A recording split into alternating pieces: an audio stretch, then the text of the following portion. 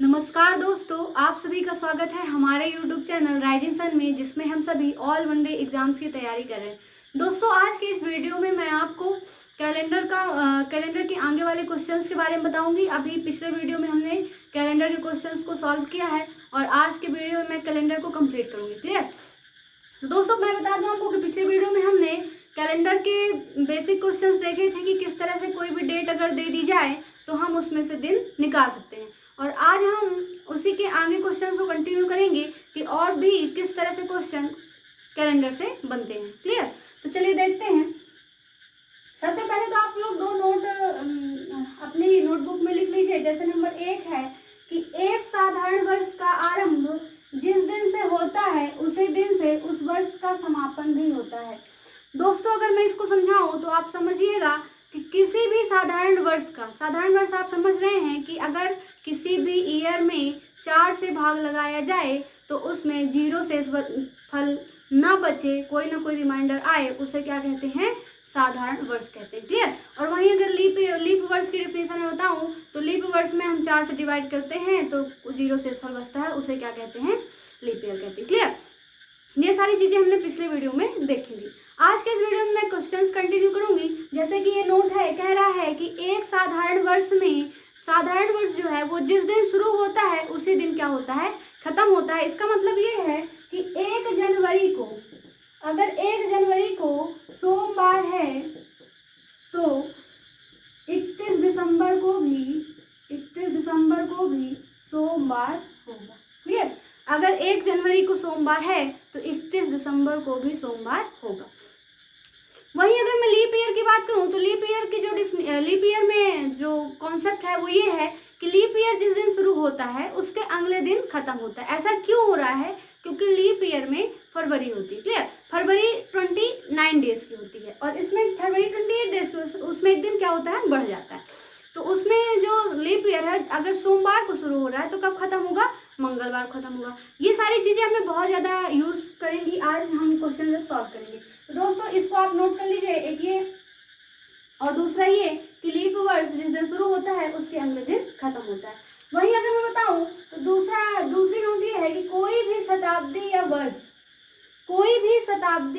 कोई भी वर्ष प्रारंभ नहीं हो सकता। क्या नहीं हो सकता? शुरू नहीं हो सकता है। कौन कौन से दिन से? बुधवार, शुक्रवार और रविवार से। बुधवार, शुक्रवार और रविवार से कोई भी शताब्दी या कोई भी वर्ष प्रारंभ नहीं हो सकता। वहीं अगर हम अंतिम होने की बात करें तो अंतिम किससे नहीं हो सकता?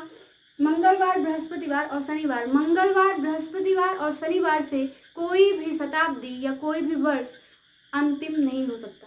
अगर अंतिम नहीं हो सकता तो क्या हो सकता है? प्रारंभ हो सकता है। क्लियर?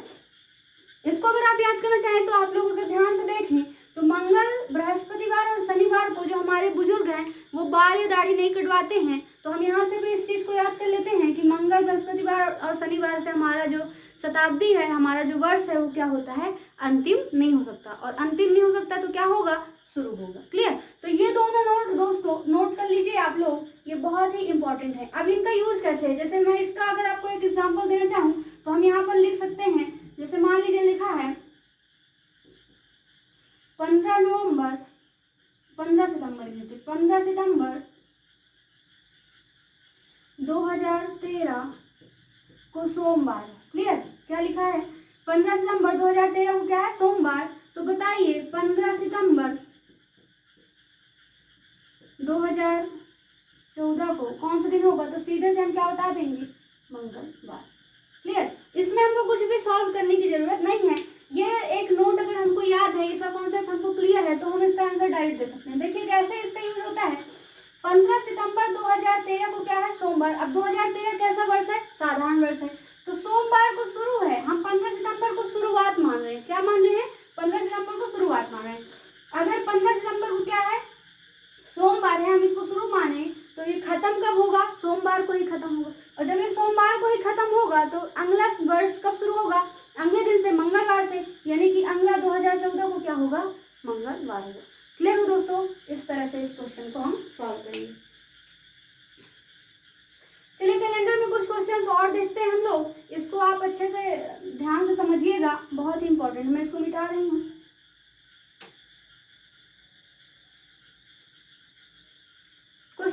है कि 2013 का कैलेंडर उसके पश्चात किस वर्ष में दोबारा प्रयोग होगा। अभी जो नोट मैंने बताया है वही नोट अप्लाई करके हम इस क्वेश्चन को पहले समझेंगे। कह रहा है कि 2013 का कैलेंडर उसके पश्चात किस वर्ष दोबारा प्रयोग होगा। तो देखिए, अगर हम निकालना चाहें तो 1 जनवरी 2013 का पहले हम दिन फाइंड कर लेते हैं। क्या कर लेते हैं? दिन फाइंड कर लेते हैं। अब देखिए दिन कैसे फाइंड करते हैं। जब पिछले वीडियो मैंने आपको बताया था, सबसे पहले हम ईयर लेते हैं और ईयर को 4 से डिवाइड करते हैं। क्लियर? अब देखिए 3 आया, 3, 13, 1 और कोड मैंने बताया था आपको 51 25 03 51 46 24 और 62 25 03 51 46 24। तो अब देखिए यहाँ पर 2013 कैसा है? साधारण वर्ष है। तो यहाँ पर कैसा है? साधारण वर्ष है 2013। तो यहाँ पर जो कोड होगा वो क्या होगा? 6 होगा। अब जोड़ लीजिए तो 3 3 6 7 7 6 13 1 1 2 क्या आ गया? 23। अब देखिए हमने आपको शताब्दी कोड भी बताया था, शताब्दी कोड इसमें ऐड करेंगे 0 तो इसका यही आएगा। अब इसको 7 से डिवाइड कर दिए, क्या आया? 2 आया। यानी 2 का मतलब क्या है? मंगलवार। क्या है? मंगलवार। ये सारी चीजें मैंने आपको इसका कॉन्सेप्ट पिछले वीडियो में डाल रखा है, आप वहां से उसको देख सकते हैं। तो यहाँ से जो दिन है वो क्या आ गया? मंगलवार आ गया। यानी 1 जनवरी 2013 को कौन सा दिन है? मंगलवार है। क्लियर? अब देखिए यहाँ से समझिएगा आप लोग, अगर 2013 मंगलवार से शुरू हो रहा है, कब से शुरू हो रहा है? मंगलवार से शुरू हो रहा है, तो खत्म कब होगा? मंगलवार को ही खत्म होगा। क्यों? क्योंकि कोई भी साधारण वर्ष जिस दिन से शुरू होता है उसी दिन क्या होता है? समाप्त होता है। तो 2013 समाप्त कब होगा? मंगलवार को समाप्त होगा। तो अगर हम कहें 1 जनवरी 2014 कब शुरू होगा? अगर ये मंगलवार को खत्म हो रहा है तो 2014 कब शुरू होगा? बुधवार को। फिर हम 1 जनवरी 2015 की बात करें, आप देख रहे हैं कि अगर ये बुधवार को शुरू तो बुधवार को ही खत्म, तो 2015 कब शुरू? गुरुवार। क्लियर? फिर यहाँ पर हम देखें 1 जनवरी 2016, अब ये गुरुवार को शुरू तो गुरुवार को खत्म, यानी ये कब शुरू होगा? शुक्रवार। अब यहाँ पर बात आती है लीप ईयर की। ये 16 क्या है? लीप ईयर है। लीप ईयर है तो शुक्रवार को शुरू है तो खत्म कब हो रहा है? शनिवार को।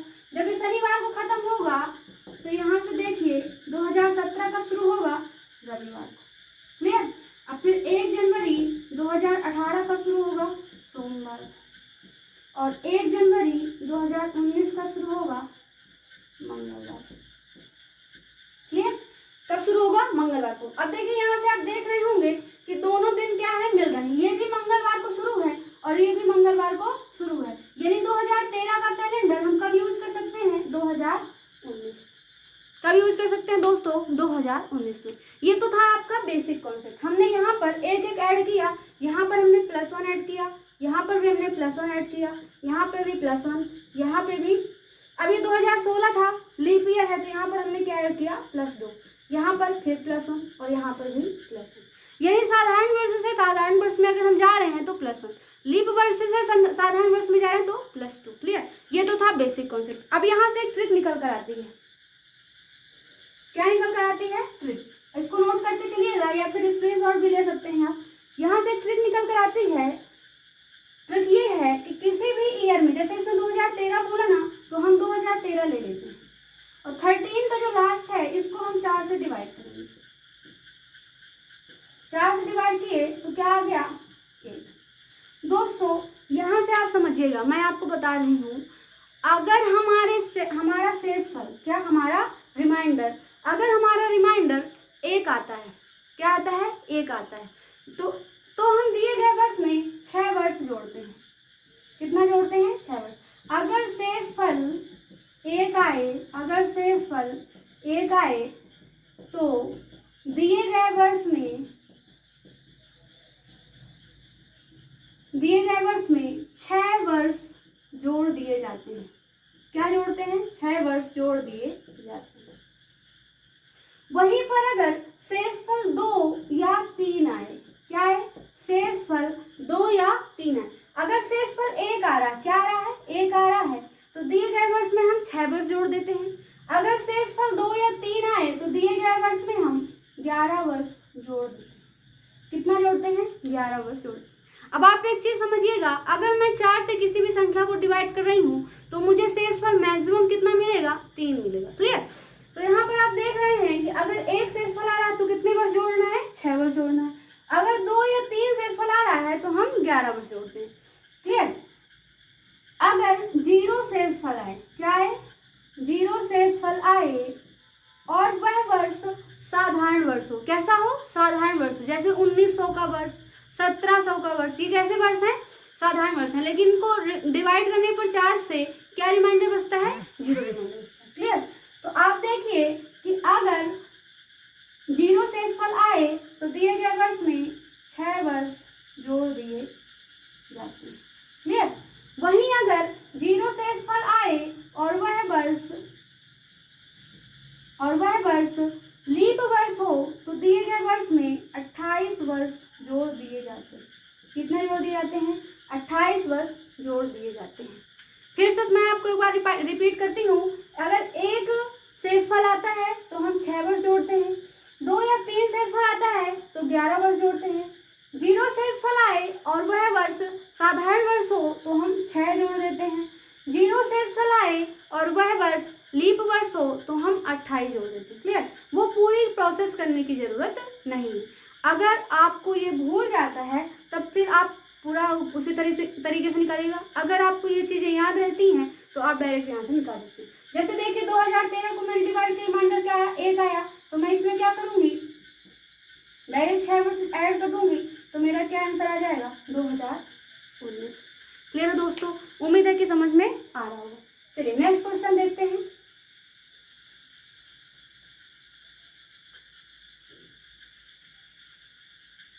नेक्स्ट क्वेश्चन कह रहा है कि श्याम का जन्म 19 नवंबर 2017 को हुआ था। कब हुआ था, 19 नवंबर। अब नवंबर यानी कि कौन सा महीना, 11वां महीना, 19 नवंबर 2017। इसी तरह से हम लोग डेट लिखते हैं। क्लियर। श्याम का जन्म 19 नवंबर 2017 को हुआ था।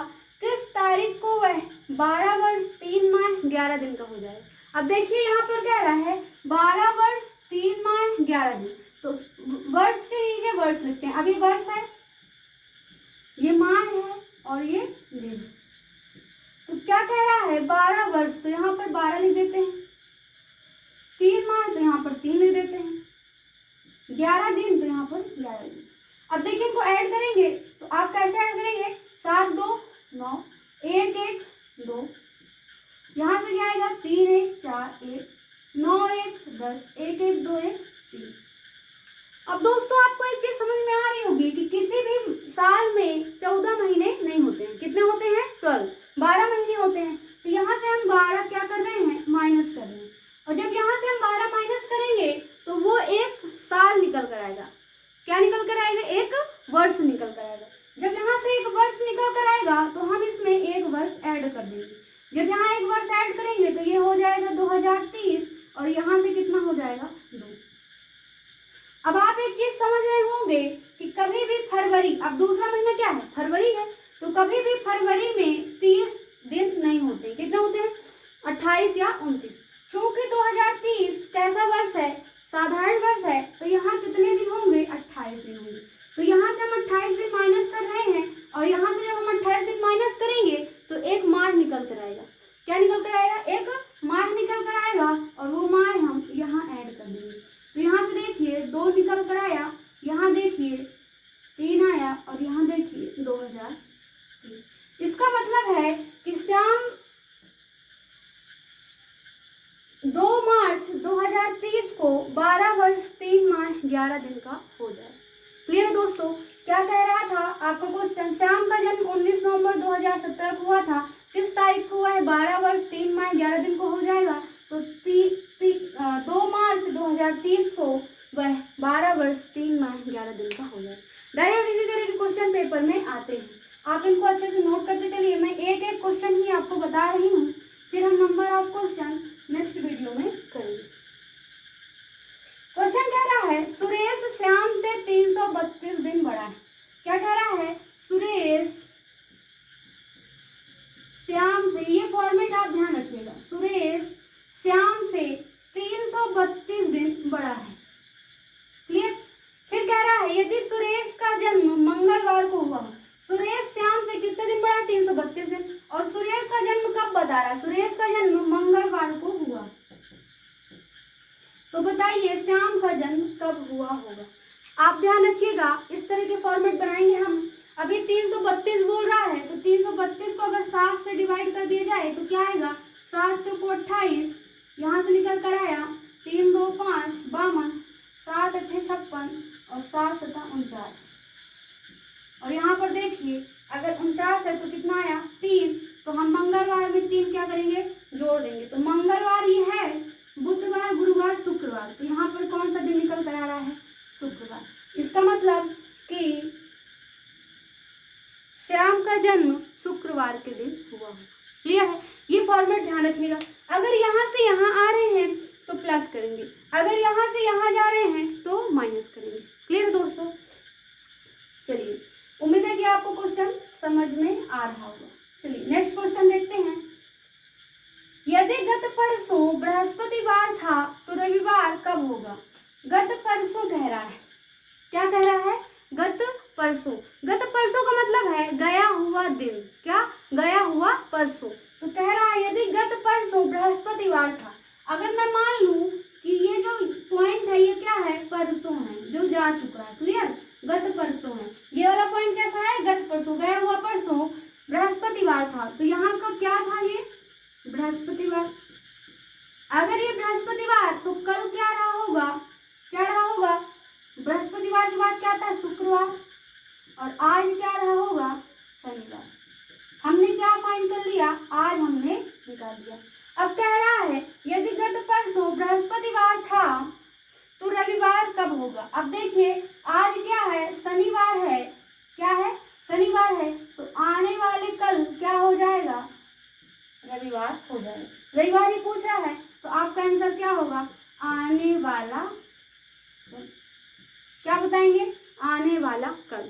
दोस्तों यहाँ से आपके कैलेंडर के सारे टाइप कंप्लीट होते हैं। मैंने पिछले वीडियो में 1-2 टाइप कराए थे और इस वीडियो में मैंने कैलेंडर को कंप्लीट करा दिया।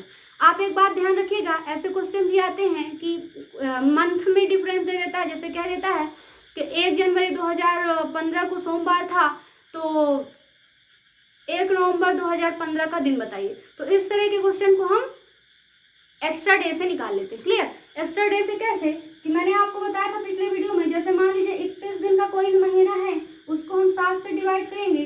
7 चौको 28, यहाँ से क्या निकल कर आया? 3। और ये जो 3 है वो क्या है? एक्स्ट्रा डे है। और इन एक्स्ट्रा डेज को ऐड करके हम और फिर 7 से डिवाइड करके जो रिमाइंडर आता है उससे हम क्या करते हैं? इस तरह क्वेश्चन को सॉल्व करते हैं। क्लियर? तो दोस्तों पिछले वीडियो और इस वीडियो को मिला करके आज कैलेंडर क्या होता है? आपका कंप्लीट होता है। उम्मीद है कि आपको क्वेश्चन समझ में आया होगा। अगर आपको क्वेश्चन समझ में आ रहे हो, चीज़ें क्लियर हो रही हो आपकी, तो प्लीज़ वीडियो को लाइक, शेयर एंड सब्सक्राइब करें। Thank you so much.